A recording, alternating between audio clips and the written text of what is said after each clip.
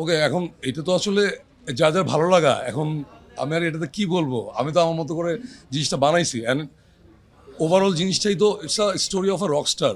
So একটা Rockstar life আসলে normal হয় না, এবং যেরকম হয় ফ্যামিলি ট্রমা বা যেসব জিনিসপত্র থাকে ওগুলি নিয়ে আসলে করা লাগে, রাইট? সো ওরকমভাবেই বানাইছি। এখন দেখে বুঝতে হবে আপনাদেরও, এটা একটা জীবনের গল্প। এখানে আসলে দেখেন, মানুষের জীবনে খারাপ আর ভালো অনেক কিছু থাকে। কারো জীবন অনেক স্মুথ থাকে, কারো জীবন অনেক অনেক আপস অ্যান্ড ডাউনস, অনেক স্ট্রাগল, অনেক কিছু থাকে।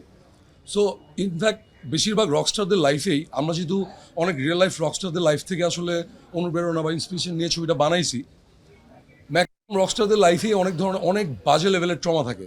সো এরকম ট্রমা থেকেই আসলে মানুষের ওই রকস্টারদের মিউজিকটা আসে।